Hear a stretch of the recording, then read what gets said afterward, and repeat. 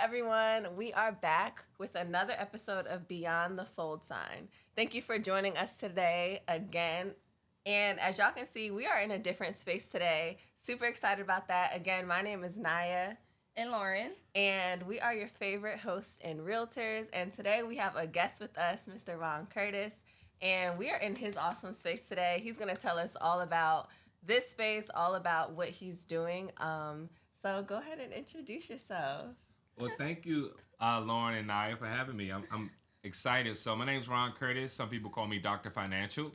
I'm a native Washingtonian, and I consider myself a 9-to-5preneur. The reason being is because I have a full-time job. I work for the D.C. government, and when I get off work, usually from 5 to 9, I'm actually helping people with their business and also expanding my business. My main focus right now, I'm what you call an Airbnb co-host or short-term rental consultant. I manage about 30 properties all over the country, and I truly believe that I can manage a property anywhere in the world as long as I have access to Wi-Fi and cleaners. Amen. I All like right. that. Okay. So they call you Dr. Financial. Yeah, they call me Dr. Oh, Financial. okay. I hope What's you that live up mean? to that. Yeah. Yeah. So, Dr. Financial, during the pandemic, I did a lot of financial literacy related things, credit repair, taxes, business coaching, business funding, even life insurance at one point. And my life insurance mentor, she actually told me, like, you know what, you're like a doctor. People come to you with pain points related to their finances, and you give them remedies and resolutions to help them. And it's a name that kind of stuck with me. I love that. That's a great way Right? to put that. Thank you to her, okay? Right. That was a great Shout way out- to, shout and out to Brittany. explain Thank you. it. Yes, and she explained it well. I like that. So, with your financial background, did you kind of like teach yourself how to, do all those things? Great question. So I'm a business major. I majored in HR, human resources in college. I went to Virginia Commonwealth University. And ironically, the reason I chose to major in business was because I wanted to learn the psychology of money. I was undecided to my sophomore year. I had business credits, psych credits. I got on Google. And what I came up was learning the psychology of money, how people who attain wealth, how do they keep it and scale it. So I'm self-taught. I don't have any mentors, trial and error through experience. I really listen to a lot of podcasts. I listen to a lot of books and things of that nature. And that's how I got this knowledge, just by spending time with it daily. Nice. Was that around college? I'm sorry. No, yeah, go My ahead. fault. Was that like did you build up a lot of debt in college like most of us do, and that kind of That's a great question. took it there? So great question. So right out of college, I got $10,000 in the credit card debt. I didn't even have a credit card in college. When I graduated college, I didn't even know the power of a stock. I just knew the definition, right? So right out of college, I'm going down U Street. I'm traveling. I'm tricking. I'm having fun, partying. Not tricking, right? Out of nowhere, I'm $10,000 in the credit card debt. So that was my aha moment where I realized, I have to change something. I can't keep doing the same behaviors. And I was able to get myself out of credit card debt by doing something called a debt consolidation loan. Okay. And all that pretty much is, it allows you to buy cheaper money. I was able to roll all my credit card debt and roll it over into a fixed loan with a low interest rate. So I did that. I helped a couple friends do the same thing. They were traveling and going down U Street with me. And then I invested $3,000 into a credit education course that taught me how to launch and scale a credit repair business. And from there, I just became infatuated with credit, OPM, which is other people's money. And from there, I kind of just took off. Nice. I like That was a lot. Yeah. So when you paid for your course, right, the $3,000, do you feel like that was an investment for you? Do you feel like, man, I already have like credit card debt. Now I'm about to throw another $3,000 for them to kind of teach me something. Do you feel like it seems like it was worth it? Just wondering if you felt that way at the time. Nah, it was a great investment. I think my college was $30,000 a year, so $120,000. I don't remember anything from college, right? Yeah. And I was actually able to leverage a 0% interest credit card in my business to go purchase that $3,000 course. So I was kind of building a plane and flying at the same time. And as I started to get clients, I used that to pay off, the education investment. Nice. Very smart. That's Yeah. a smart way to do it. And I know a lot of people right now, especially with inflation, a lot of things that people losing their jobs since COVID, they are probably in that predicament. That's how a lot of people are living right now with credit cards, and they're living with their credit card debts. So everyone's on TikTok and they're on, doing certain things, trying to figure out what are some ways for me to get out of debt. So this is one reason why we wanted to bring Mr. Ron on here, Dr. Financial, so that he can help and kind of show y'all the way to get out of that credit card debt, especially if you're looking to buy a house or, whatever you want to do with your financial situation moving forward. So that's a great point. So when I was a credit education specialist, I realized I looked at thousands of people's credit reports. I did free consultations. I met with people, and I realized nobody has bad credit, right? People have cash flow problems. If you had enough money to pay your bills on time, you would, right? So what I decided was to educate my community on how to create cash flow passively without having to trade your time for money. And I read a book called The Cash Flow Quadrant that helped me understand that. I'm going to write that down. I may need that book. I haven't read it, but I have heard of it before. I actually listened to it. You listened to it? I actually listened to it, yeah. Better way we can. Yeah, I bounce between like an audiobook or hard copy depending on the type of book, but right. Yeah. But if I'm in my car, you want it's to listen easier. to it, Yeah. or as you're listening to our podcast, you can go back and forth. So we would love to hear a story. You have a story that you would like to share that it could be a good story, a crazy story, a bad one, up to you. Especially with your Airbnb space. So tell us more about the Airbnb space too. So my first story, I guess without this story, I wouldn't have a house and we wouldn't be in this space right now. So I'll tell you that one. So when I closed on my house, I almost got scammed for $25,000. And it was wild how it happened. So basically, in the process of me closing on my home, my lender's assistant sent me an email saying, Ron, you've been cleared to close. Here's your financial disclosure. This is the amount of money you need to wire over, right? So if I wasn't financially literate, and based on a roller coaster it took to close on his home, I would have just wired the money. And I'm like, I thought he said I would need $10K max, right? So I'm on the phone with Wells Fargo trying to transfer some money. And as I'm about to transfer it, the call just drops. And I start spazzing like, why is the devil messing with me? I just want to get this house closed, right? Yeah. I text my lender. And he was like, yo, I'm in a meeting. What's going on? I'm like, yeah, they just asked me for $25,000. This isn't right. He said, send me the email. I forwarded him an email. And it turns out someone hacked their database, added a 1 at the end of the assistant's name that I've been emailing for 3 months, right? And they were somehow able to get my financial disclosure. That's crazy. They were able to get the title company information with the routing number to wire them that money. And if I would have wired that money, I would have been out $25,000. So by the grace of God, that call dropped. Oh my God. And people say that all the time. The title companies tell us and tell the buyers all the time, like wire fraud, it is totally a thing and it is like huge. So you just got to make sure you're talking to your lender, like pick up the phone and make sure you're speaking with them and the assistant. I'm sorry that happened, but I'm glad you were financial literate enough to be like, I'm not wiring this money. And $10,000 and $25,000, I'll be calling my lender too. Like $15,000 extra dollars, that's crazy. We will not be closing on this house. That's insane. Exactly. Because not everybody has an additional $15,000 to laying around just to be like, oh yeah, I'll go ahead and good that you did, but not a lot of first time home buyers have that.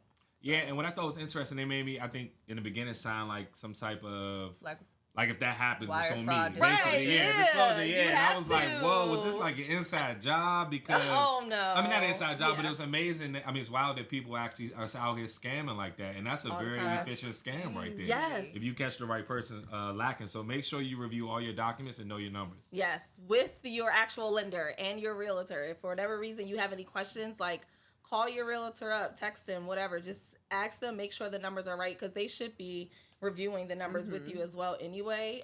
So I would, like you said, I would just double check those numbers and who you're speaking with, because that's crazy. That's crazy. But it is happening. So so you got into the Airbnb space. How exactly? Like, so after you actually purchased the house, is this the one that you purchased? Yes. This is the one you closed on, and then you were able to turn this into an Airbnb? Yeah, so pretty much my goal in purchasing a home, I wanted a house hack. I've always been infatuated with house hacking. Yeah. So I had 3 main things. I had to have an open space kitchen area because I like cooking. I like entertaining people. The biggest one, I had to have a basement with a private entrance that already had a shower down there, right? A bathroom. And then last but not least, a backyard, because I grew up with a backyard. I wanted to have a backyard. So when I got this house, it pretty much checked all those boxes. I did a small home renovation loan, and which was very interesting. The $3,000 course that I purchased about credit actually gave me the knowledge that I needed to do a home renovation loan by connecting me with the bank who would give me the money same day. Oh, wow. Same day. So it's a bank called Lightstream. It's a sister bank of SunTrust. And during the pandemic, they were doing kind of like no doc loans, really, and then people were using them to get cars. But I said, I'm not going to use it to get a car. I did like a home renovation loan. They gave me $20,000 within 2 hours of applying, deposited into my checking account at like a 9% interest rate. Wow. And that pretty much gave me all of the funds that I needed to buy everything I needed to start my Airbnb and pay my contractors. I only ended up needing $15,000, so I gave the bank back $5,000. And something that's beautiful about it is that loan for $15,000 only cost me $300 a month. Nice. But on average, 9 out of 12 months out the year, my basement brings in $3,000 in revenue. Nice. Does it? So that's I'm good. 10xing my debt to create more cash flow in a sense. Interesting. And is that pretty much your mortgage here? Like that covers my 300 and that mortgage, the covers cleaning all of that? expenses, and my utilities for the most part. That's really good. We tried that in a different state. We tried the Airbnb in a different state, but we tried it in a different way because we didn't have like a house out there. We tried it in Nashville where it was just like real estate was popping, but we did it with an apartment. Rental arbitrage. Yep, exactly. And we did that. And we did it for about a year and a half, and it went well, but we weren't out there, so we had to just go ahead and give it up. But we got really good income from it, and it was just an apartment, like a two-bedroom apartment, and it worked out well. Yeah. Next time we need to do a house hacking. Yeah. Because like, what kind of advice do you have for someone who's looking to house hack in DC? Because DC it's expensive. Yeah. It's hard to get into. So like, what advice would you give someone that's looking to do the exact same thing that you did? Hopefully for the exact same amount of money. And you used a home buying program. Yes. To help you purchase the home in the first place too, Yes. right? Okay. So I'll break it down. So there's a lot of different first-time home buyer programs that you can use. Mm-hmm. You got to have credit to qualify for them, and then some other stipulations, right? What kind of credit do you know? I think 650 or higher on average. Okay. But I was able to combine programs. I used a program called EAP. It's for DC government employees and first responders, and also I believe teachers. They gave me $25,000, and then I used a program called DC Open Doors. They gave me, I think, 3% of the purchase price of my home, which was another $12,500. So all in all, I got about $37,500 in down payment assistance. Nice. And that, by me being a DC government employee, I was able to leverage those programs. The only money I put up from my house, I put up $5,000 in my earnest money deposit when I signed the contract. And then at closing, I got a $1,200 credit because I only needed $3,700 to close. They wouldn't give me any money back because it was a first-time homebuyer program. So I used that to purchase an extended homeowner's warranty. Oh, okay. Nice. Yeah. And another beautiful thing about the program, since I had money left over, they bought out my PMI for the life of the loan. Oh, they Nice. Yeah, up front. So it was like extra $10,000. So at cash to close, I literally gave the lender $14.37. That's what my difference was. And I was able to get in this home. Y'all. Everybody need to get on that, okay? Using these programs. Right? Yep. That The is money is out and you there. you combine them. What year was this? This was in 2021, March 2021. 2021. nice. Okay.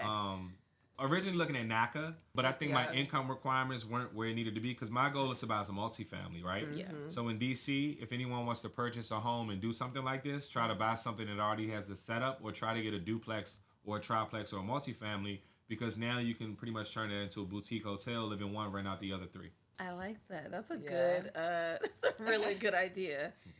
Especially in DC, it's so hard, I feel like, out here. But it didn't seem like. Now, how long did it take you? How long did that process take you from beginning for you finding a property? Because you got pre-approved, went through the programs, right? Like, did you have to do anything? Did you have to, for the programs, like take a class or take a course for those specific programs? Yeah, I did. So I think with EAP and HPAP and all those, you might gotta go to your first orientation or something. Then you gotta meet with a counselor, and then you gotta take an 8-hour home buyers course. Other than that, those are the three main things that I did. I think I started searching in December, and I moved into my house March 9th. So 3 months. Oh, it wasn't bad. Okay. So That's not bad at most all. people want to close in 30 30 days. days. Programs take 60 to 90, but it was well worth the wait. Okay. And then your renovation, how long did that take to? That might have took like a month or so. It wasn't nothing major. It was more so cosmetic type things and just getting it ready for what I wanted it to be. Okay, all right. So, what advice would you have for someone that is a first-time home buyer? They don't have the best credit, and they don't have savings right now. And they want to buy a house. Okay. The first thing is you want to invest in your credit. Before you take another trip, you want to pay a professional to restore your credit and educate you on credit. No trips. No I'm sorry, trips, okay? going Take a out. year off. I mean, the average credit repair program is anywhere from $500 to $1,000. They have payment plans. I was charging people $100 a month because credit gives you access to something called OPM, which is my favorite word, and it's other people's money. I wouldn't be able to accomplish any of this without using other people's money. Not everybody has $30,000 just to go buy an asset, but once you learn the game, you're able to leverage that. If you don't have savings, you have to create a budget, right? You have to start, no matter how much money you make, you can't manage what you can't measure. So I would say create a budget so you can identify, what your bills are, how much money you can save, and then start investing in skills that you can learn, especially in today's society, that can create revenue for you so you can increase your savings. Nice. Thank you. You said you can't manage what you can't measure. Whether you're making $1 million a month or you're making $500 a month, if you don't know where your money's going, you can't manage it. Because $1 million person, you would think that maybe sometimes they like, "Daddy, are y'all broke?" But then the $500 person, it look like they got a lot of money. But that's because they can manage it very well. Wow. It's all about managing it. I love that. Okay. So what are some other entrepreneurial routes that you've explored or, are still maybe currently doing? So credit, taxes, public speaking, business funding, vending machines. That was interesting. No, you don't do them anymore? I've always been, interested in vending machines as well. Everybody loves vending machines. It's like a shiny object. Everybody loves them, right? It's a great way to make money when you're sleeping. Like, I make money every single day, even on holidays. I was able to purchase a vending machine route off Facebook Marketplace. That was already set inside a federal government building. Oh, nice. It wasn't a route, it was a location. They tried to sell me a route, and I said I only want this location. What does the route mean? Like multiple locations? So a route is multiple locations and multiple vending machines within a certain area. Okay. So if you're servicing them, you can literally drive and go fill everything up. But to start out, I said I wanted one location. It came with 3 vending machines, 1 snack, 2 drinks. And it was in a federal government building downtown. The pandemic, just even now, federal government workers just now start going back to work. I made money every single day because they still had contractors who had to come to work. Oh, okay. They had cleaning staff and they also had security, right? But the time that it was taking me to drive to Sam's Clubs and go to Costco and buy everything and then go fill it up, it's like you're really just doubling your money. And I'm real big on time. You can always make more money, but you can never get your time back. No, you can't. Interesting. So you wouldn't go back to that space?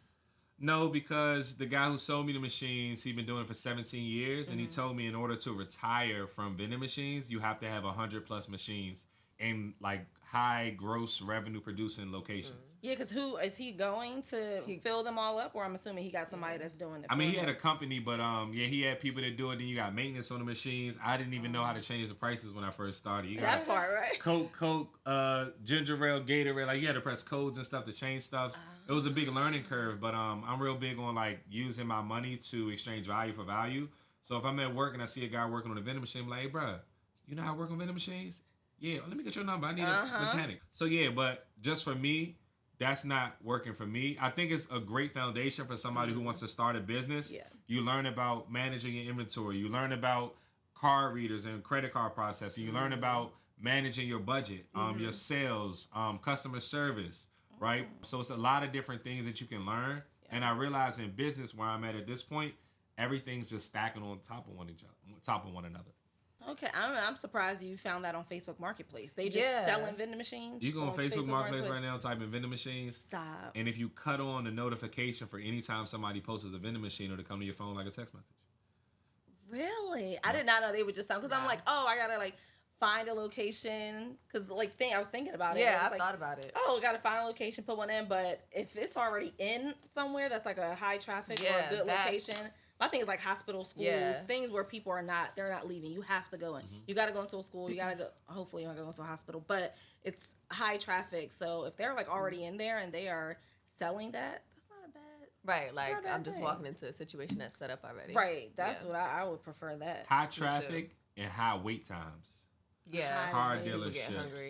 laundry Yeah. racks, barbershops, hair salons. High wait times. Yeah, where I people didn't think about that. and it has to be in a location where they can't just walk to 7-Eleven.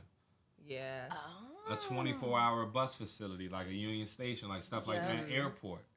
Oh, Those are the yeah, places yeah. that you want to waiting. have vending machines if anybody's interested. If y'all interested, see, and I can help y'all buy a house. We just throwing that back out there, okay? You can 'Cause put we a just vending saying- machine. Multiple Look, you can put a Multiple vending streams. machine in it and then turn it into an Airbnb. Now you got the little late night store. There Right, you go, right? There You gotta go. bring it back. Yep, Yeah. definitely. Try any other financial? I was gonna say, you tell us a little bit about how you are helping other people with their Airbnb business Okay. as well. Definitely. So that's what I've niched down to focus on is pretty much co-hosting. And what I do, I manage people's properties, pretty much the day-to-day of their operations for a percentage of each booking. And I tell people I do two things in my Airbnb business. I sell nights for a living, and I help people pay their bills. For the most part, I manage 30 plus properties right now. Some people have multiple properties. Some people are single owners. I'm the person that's keeping their properties booked and then implementing systems and processes to make it run efficiently. A lot of it has been through word of mouth and doing good business, but I also have been leveraging social media like Facebook groups to find people who need help. So you're actually like going out there, like you're not just waiting for people to come to you. You're kind of Yeah, so working in you know how groups. like Instagram has an algorithm, whatever you look at, it shows you. Oh Yeah. yeah. So if I'm in 100 Facebook groups on Facebook about Airbnb in every city, right? Every major city. And if someone says, "Hey, I'm not getting bookings, how can I get hey, I can help you. I can help you with an automated pricing strategy. Let's hop on a call." And then once they talk to me, I wow them, right? Cuz Dr. Financial, I'm understanding what their pain points are, right? And once they tell me, "Oh no, I got a remedy for that." And then like they actually sign me. I got a great story. I had this lady. She lives in Neptune, New Jersey. So that's why I asked you what part of New Jersey you are Oh, from. okay. We from South Jersey. Y'all know that. So I went. It's like 10 minutes away from Jersey Shore, like the beach. It's a beach town. And this lady was just doing Airbnb $1,000 a night on a weekend, $500 on a weekday. She just doing it all types of wrong ways, right? I went. She met me on Facebook. She flew me out to Jersey this past summer. Showed me her house. We signed a deal. And by the time I implemented my systems, got her new professional photos, updated the SEO on her listing, got the pricing, we started getting booking requests from $1,000 a night when she was doing it to $2,600 a night. Oh wow. And then she ghosted me after that. So if anybody ever does that again, y'all getting sued. But that Y'all part. heard that it part, here. yeah. That was the one freebie. But I learned like, okay, I'm glad she did that because first she flew me out. She paid Yeah. for my flight, hotel and everything, right? And then it showed me, wow, my basement does $100 a night. Or I'm managing this guy's basement that does $100 a night. I'm getting $15, right, on every booking. Hers doing $1,000 a night. I could get $150 off her. And it just made me think bigger. There's people out here that's selling their properties for $1,000 a night to $2,600 a night. Yeah. And it was just a basic house. Slept 5 bedrooms, slept 16 people, but it had a pool. And the diamond in the rough in that, I end up signing her next door neighbor, and we're still doing business together. And I hope she watches this. It's her loss because we were gonna combine her property and make it a mega house. So like you can walk next door. If 5 people could sleep here, 5 bedrooms and a pool, we were gonna make it one major listing. And then they also have their own each listing. So when somebody books the big house, everything gets blocked out. Because what you don't know, if you're not from Jersey Shore, like they look for things like that. That is like major, like the houses, because so many people go out there and they usually do a lot of things with their families. They bring their friends out. They want big houses like that. So yes, that is your loss. Sorry. Well, hopefully we can find you something else. So tell us the actual pain point. Like how much do you charge people necessarily to, I know it may be different pricing, but like to help them manage their property and or the credit courses? Like how much are you charging? I still have a lot of knowledge about it, and I'll help people for free in terms of telling them what they need to do. But I just outsource that to other colleagues that I know that are in credit. With the Airbnb and short-term rentals, I usually charge anywhere on the low end 10% to 25% of each booking, and it all depends on what's my level of effort and how much needs to be done. And now I'm starting to get a lot of inquiries about co-host. How do I become a co-host? And of course, I can't just teach somebody everything I know, for the past 3 years I've been doing this, I'm not just going to give everyone a game, but at the same time, I'm creating a community where I can start teaching people how to fish and how to become their own co-host and go find their own deals. That's the best way to do it. Yeah. Nice. And is it only Airbnb or are you on other platforms? Yeah, so anybody in a short-term rental space, they hate when people say Airbnb business or something like that. I say that because that's what my area expertise is, but I list on as many platforms as the owner feels comfortable. Okay. Because in marketing, in order to sell your product or service, you have to get your product in front of as many eyes as possible. Yeah. And with the internet, you can do that, with a click of a button. Yep. So I'm listed on Airbnb, VRBO, Peerspace, Roomies, Furnish Finders, Swimply. There's a whole lot of different platforms that you can list on. Yeah. But you want to make sure you have technology that can sync everything so you don't get double bookings and things like that. Okay. All right. Nice. Well, short-term rental space, because this will be my last question, I promise.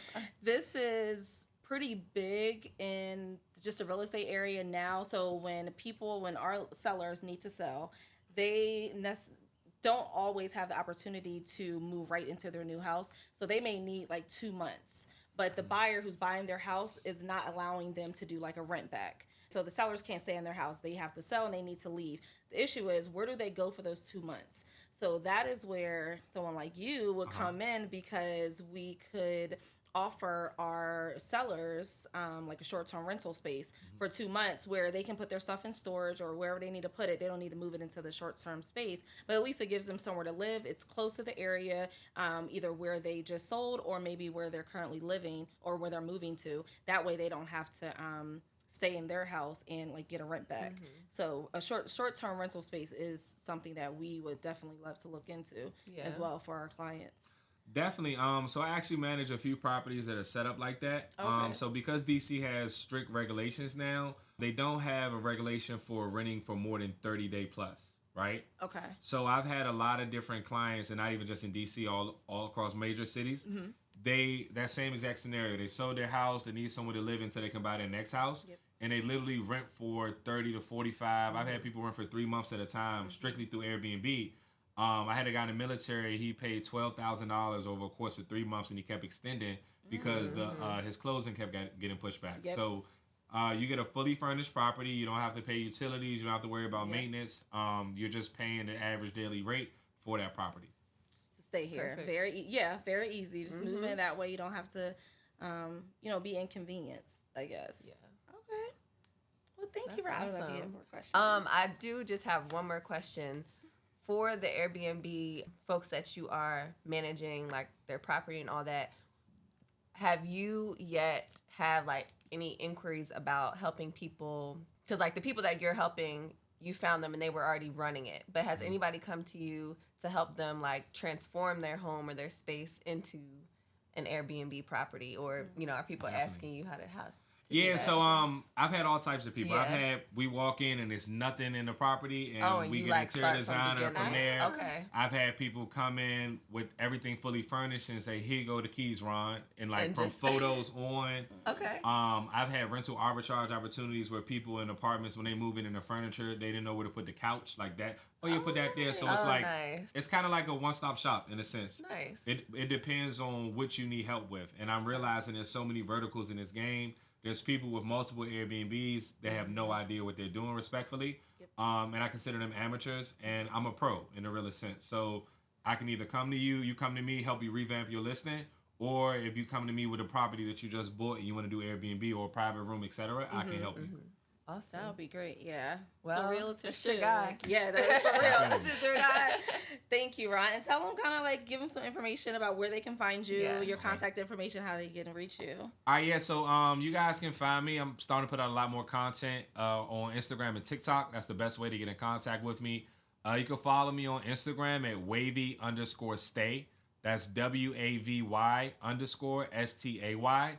And then on TikTok, hopefully if the U.S. doesn't ban it, because the engagement goes crazy on there, you guys can search Dr_financial, and you spell out doctor. All right? I look forward to connecting with you all. I'm an open book, and just feel free to send me a message. Awesome. Thank you so much. Yes, we really appreciate it. I was saying thanks for joining us, but also like we're joining you because you provided the space. So thank you. Thank you. I appreciate you all. Had a great conversation today. Thank you so much. Yes. And y'all, this is a wrap for another episode of Beyond the Soul Sign. So we just want to say thank you again. Don't forget to like, subscribe, and follow us. You can find all the visuals on YouTube, most of our clips on Instagram and TikTok, and obviously our audio on any platform that is your favorite podcast. So Apple, Spotify, Amazon. We hope you guys have a great week, and we will see you soon.